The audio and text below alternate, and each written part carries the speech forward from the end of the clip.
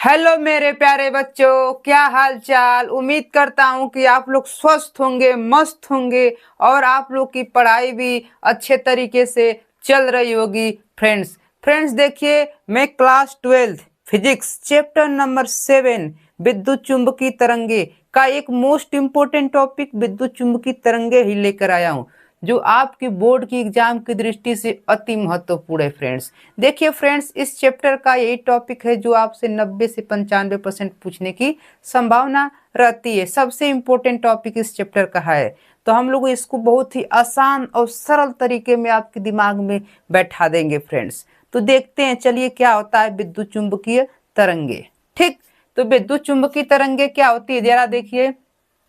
विद्युत तरंग तथा चुंबकीय तरंग, विद्युत तरंग तथा चुंबकीय तरंग के ओवरलैपिंग या बोले तो अध्यारोपण से प्राप्त तरंगे क्या कहलाते हैं, विद्युत चुंबकीय तरंगे कहलाते हैं। एकदम इजी, एकदम आसान है। ठीक, क्या परिभाषा हम लिखेंगे कि विद्युत चुंबकीय तरंग, विद्युत तरंग तथा चुंबकीय तरंग के अध्यारोपण से जो तरंगे प्राप्त होती हैं उसी को हम लोग क्या बोलते हैं, विद्युत चुंबकीय तरंगे कहते हैं। अब देखिए जरा, इसको चित्र के सहायता से हम लोग क्या करते हैं, समझ लेते हैं। ये आपका क्या है, मान लीजिए आपका क्या है, एक्स अक्ष, वाई अक्ष। ऊपर क्या होता है आपका, वाई अक्ष होता है। कौन सा अक्ष है, वाई। अब ये आपका कौन सा अक्ष, देखिए ये आपका एक्स अक्ष होता है। ठीक, ये आपका इसके लंबवत एक्स और एक्स अक्ष और वाई अक्ष के लंबवत क्या होता है, जेड अक्ष होता है। ये जेड अक्ष जो होता है आपका हवा में होता है, लेकिन हवा में तो खींच नहीं सकते हैं, तो ये आपका क्या है, कौन सा अक्ष है, जेड अक्ष है। अब देखो इसमें जरा वाई अक्ष को हम लोग किससे प्रेस कर देते हैं, वाई अक्ष को ई से विद्युत क्षेत्र को बता देता है। वाई अक्ष जो है उस किसको बता रहा है, विद्युत क्षेत्र की तरंग को बता रहा है। ठीक, और जेड अक्ष किसकी तरंग को बता रहा है, चुंबकीय क्षेत्र के भी के। ठीक है, ये तीनों एक दूसरे क्या है, लंबवत हैं। ठीक है, क्या है, लंबवत हैं। अब जब इनसे तरंगे निकलती हैं, इन दोनों अक्षों से क्या होती हैं, तरंगे ऐसे क्या होती हैं, निकलती हैं। फ्रेंड्स देखिए तरंगे कैसे निकलती हैं, ऐसे और ऐसे। ठीक, फिर इधर से भी निकलेगी चुंबक की ओर से, इधर कैसे निकलेगी, ऐसे करती हुई जाती हैं। ठीक, अब ये जरा देखिए इसमें से कौन सी तरंग आपकी कौन सी होती है, तो ए वाली जो तरंग होती है वो किसकी होती है, विद्युत क्षेत्र की होती है। ए वाली तरंग जो होती है किसकी होती है, विद्युत क्षेत्र ई की होती है। और ए वाली जो तरंग होती है नीचे वाली, वो किसकी होती है, तो आपको पता रहना चाहिए। ए वाली जो तरंग होती है वो किसकी तरंग होती है, चुंबकीय क्षेत्र की।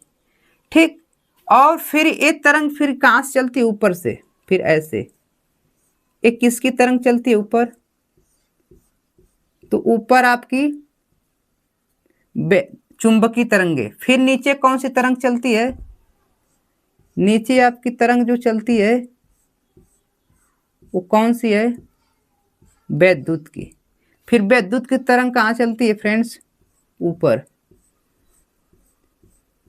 ई। फिर चुंबकीय तरंग कहाँ से चलती है, ऐसे बी। ठीक, ऐसे ही क्या होती है, तरंगे आपकी चलती रहती हैं। ठीक है, एक बार विद्युत तरंग ऊपर फिर नीचे, फिर ऊपर फिर नीचे, और चुंबकीय तरंग एक बार नीचे फिर ऊपर फिर नीचे। ठीक है, तो आप लोग को पता चल गया होगा। तो इन्हीं के अध्यारोपण से, ये इन्हीं की ओवरलैपिंग से जो तरंगे प्राप्त होती हैं, ये देखिए ये तरंगे क्या एक दूसरे के लंबवत हैं। ठीक है, ये विद्युत तरंग चुंबकीय तरंग के हमेशा क्या होती है, एक दूसरे के हमेशा लंबवत होती हैं। फ्रेंड्स देखिए, क्योंकि यहाँ पर ये दूसरे के क्या है, लंबवत हैं। ये आपका देखिए, ए वाला जो चुंबकीय तरंग है आपकी कैसी है, ऐसे लंबवत।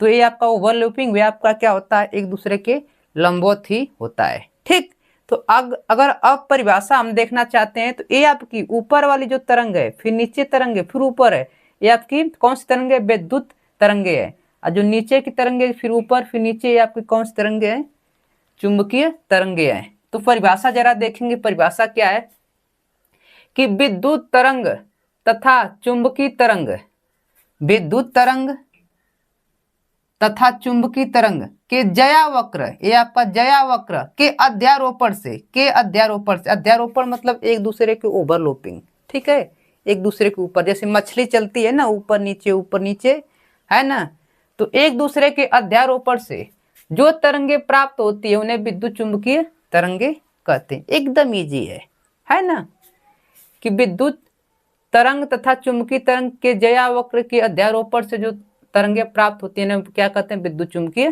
तरंगे कहते हैं। ठीक है फ्रेंड्स, एकदम इजीली है। अब आगे देख लेते हैं मैक्सवेल के सिद्धांत के अनुसार, मैक्सवेल के अनुसार विद्युत चुंबकीय तरंगे, उनकी परिभाषाओं को देख लेते हैं। क्या कहते हैं कि जब किसी विद्युत परिपथ में परिवर्ती विद्युत धारा प्रवाहित होती है तो उसके कारण चुंबकीय क्षेत्र उत्पन्न होता है। जैसे परिवर्ती धारा क्या की जाती है, प्रवाहित होती है, तो कौन सा चुंबकीय क्षेत्र क्या होता है, उत्पन्न होता है। ठीक, जो परिवर्ती विद्युत क्षेत्र के लंबवत होता है, ये क्या चुंबकीय क्षेत्र किसके लंबवत होता है, परिवर्ती विद्युत क्षेत्र के, मतलब विद्युत क्षेत्र और चुंबकीय क्षेत्र हमेशा क्या होते हैं, एक दूसरे के लंबवत होते हैं। देखिए आपका ऐसे क्या है, ऊपर की ओर विद्युत क्षेत्र और सीधा क्या आपका चुंबकीय क्षेत्र, एक दूसरे के क्या होते हैं, लंबवत होते हैं। तो वही बात लिखिए, तो उसके कारण चुंबकीय क्षेत्र उत्पन्न होता है, जो परिवर्ती विद्युत क्षेत्र क्या होता है, लंबवत होता है।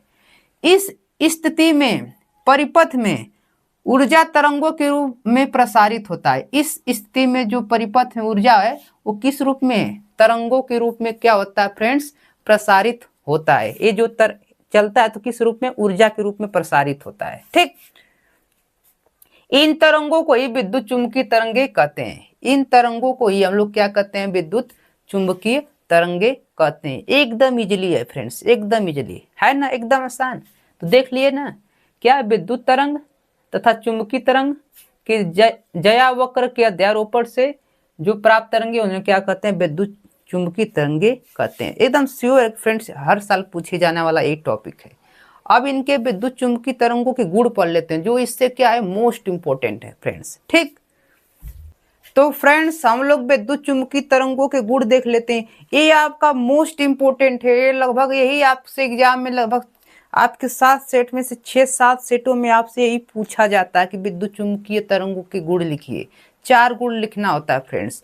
तो देखिए हम लोग 7 गुणों को देखेंगे, जिसमें से आप लोग को 4 को कम से कम याद रखना है। तो पहला क्या है, कह रहा है कि विद्युत चुंबकीय तरंग प्रकाश के वेग के बराबर होता है। विद्युत चुंबकीय तरंग का जो वेग होता है प्रकाश के वेग के बराबर होता है। प्रकाश का वेग कितना होता है आपको पता है, 3 × 10⁸ मीटर प्रति सेकंड हवा या निर्वात में प्रकाश की चाल होती है। ठीक, इसके वेग के बराबर चलता है। ठीक, अगला क्या है, विद्युत चुंबकीय तरंग त्वरित आवेश कणों के द्वारा क्या होता है, उत्पन्न होता है। त्वरित आवेश कणों के द्वारा क्या होता है, आपका उत्पन्न होता है। चलिए फ्रेंड्स अगला देख लेते हैं। इन तरंगों की प्रवृत्ति अनुप्रस्थ होती है। विद्युत चुंबकीय तरंगे जो होती है वो किस प्रवृत्ति की होती है, अनुप्रस्थ प्रवृत्ति की होती है। ठीक, प्रकाश अनुप्रस्थ है और प्रकाश की चाल से चलती है, इसलिए अनुप्रस्थ तरंगे ये भी होती हैं। ठीक, इन तरंगों के संचरण के लिए किसी माध्यम की आवश्यकता नहीं होती। इन तरंगों के संचरण के लिए किसी माध्यम की आवश्यकता नहीं होती है। ठीक, अगला क्या है, इन तरंगों में कोई आवेश नहीं होता। इन तरंगों में कोई आवेश मतलब कोई चार्ज नहीं होता है। ठीक, अगला देखिए, यह तरंगे परावर्तन, अपवर्तन, व्यतिकरण, विवर्तन तथा ध्रुवण के गुणों का प्रदर्शन करती है। ये जो तरंगे होती हैं परावर्तन, अपवर्तन, व्यतिकरण, विवर्तन तथा ध्रुवण के गुणों का क्या करती है, प्रदर्शन करती है। कौन सी तरंगे, विद्युत चुंबकीय तरंगे। ठीक, अगला देखिए, निर्वात में चाल C बराबर क्या होता है, √1/√ε0 μ0 होती है। ε0 क्या होता है यहाँ पर, आपको पता रहना चाहिए। विद्युतशीलता होती है, ठीक है, और किसकी आपको पता रहना चाहिए, विद्युत की। और म्यू जीरो क्या होती है, चुंबक की विद्युतशीलता होती है फ्रेंड्स। ठीक है फ्रेंड्स। फ्रेंड्स, यदि आपको मेरी वीडियो अच्छी लगती है तो चैनल पर नए हैं तो चैनल को सब्सक्राइब कर लीजिए और अपने प्यारे दोस्तों को शेयर कीजिए। ठीक है फ्रेंड्स, और love you, take care. Screenshot लेना ना भूलें फ्रेंड्स। यदि वीडियो अच्छी लगी हो तो एक प्यारा सा कमेंट करना ना भूलें।